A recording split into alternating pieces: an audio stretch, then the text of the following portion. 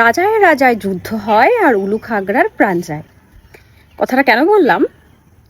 কথাটা আমাদের বাংলার একটা প্রচলিত কথা এবং এটা সম্পর্কিত ইরান এবং ইউএস এর যুদ্ধ নিয়ে। এখানে ইরান আর আমেরিকা হচ্ছে রাজা, আর আপনার আর আমার মতো তুচ্ছ প্রাণীরা হচ্ছে উলুখ আগ্রা। দেশে এনার্জি ক্রাইসিস দেখা গেছে। অর্থনীতির ভাষায় এটাকে বলা হয়ে থাকে ইম্পোর্টেড ইনফ্লেশন।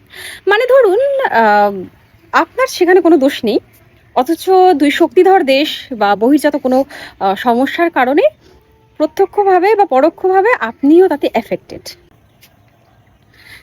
যেহেতু আমরা প্রত্যেকেই জানি যে ভারতে সবকিছু উৎপাদিত হয় না, আমাদের বহু কিছুই আমাদের বাইরে থেকে আনাতে হয়, যেমন ধরুন crude oil, gold, fertiliser etcetera. তো প্রধানমন্ত্রী যেই বার্তাটা দিয়েছেন এই নিয়ে নানা বাকবিতণ্ডা চলছে, যে কেউ বলছে যে এটা মোদির দোষ, কেউ বলছে মোদির দোষ না, মোদি কি করবে, নানা এক্সেট্রা এক্সেট্রা। আমি এগুলো কোনো কিছু নিয়ে আলোচনা করতে চাইছি না, কারণ যেহেতু আমিও একটা ব্যবসায়ী, ছোট ব্যবসায়ী, তো এই নিয়ে দুশ্চিন্তা আমারও আছে। আর পাঁচটা যেরকম সাধারণ মানুষ, খেটে খাওয়া মানুষের যেই দুশ্চিন্তা আছে, এই দুশ্চিন্তায় মানে আমিও জর্জরিত। তো এর বেশি কিছু সমালোচনা না করে এর খারাপ আর ভালো কয়েকটা দিক নিয়ে এটা বলতে চাই, কারণ একা আমি টেনশন করবো কেন, আপনারাও টেনশন করুন।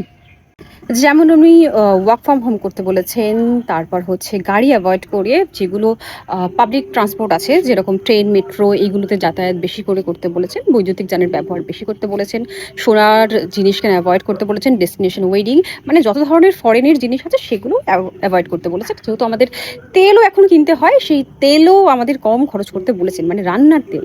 আপনি যদি জানেন যে এই ক্রুড অয়েল হোক বা সোনা হোক, বা আমরা যখন কোনো বিদেশে ভ্রমণ করি বা বিদেশি দ্রব্য কিনি, সেগুলো আমাদের ডলারে বা বৈদেশিক মুদ্রায় সেগুলো আমাদের পে করতে হয়। এই জন্য তিনি বারণ করছেন যাতে আমাদের অর্থনীতি এই মুহূর্তে স্থিতিশীল থাকে। এবার আপনার মনে প্রশ্ন আসতে পারে যে এইগুলোর থেকে শুধু ওনার বার্তা কি শুধু ভালোই হবে? তো উত্তর হচ্ছে না। যে কোনো জিনিসের একটা ইতিবাচক এবং একটা নেতিবাচক দিক আছে। নেতিবাচক দিকগুলো কি কি? যখনই এই যে এই বিষয়গুলোকে বিক্রি করতে বারণ করা হলো যে এই মুহূর্তে, এর সঙ্গে আমাদের বহু মানুষ এই রিলেটেড কাজের সঙ্গে যুক্ত, যেরকম ট্যুরিজম বলুন, রিয়েল এস্টেট বলুন, বা যারা গোল্ডের যেসব কাজ করে, বহু কোটি, প্রায় 4 থেকে 5 কোটি লোক এই স্বর্ণ ইসের সঙ্গে যুক্ত, মানে কারিগর। তো তাদের ব্যবসায় মন্দা, তাদের কর্মী ছাঁটাই, এইগুলো হতে পারে। বা যারা বৈদেশিক জিনিসপত্র আমাদের দেশে এখানে বিক্রি করে থাকেন, যেসব বড় বড় সংস্থা আছে, তাদের অর্থনীতিতে মন্দা দেখা দেবে। এছাড়া যেই ওয়ার্ক ফ্রম হোমের উনি সাজেশন দিয়েছেন, এটা সব ক্ষেত্রে প্রযোজ্য নয়। এটা প্রযোজ্য নয়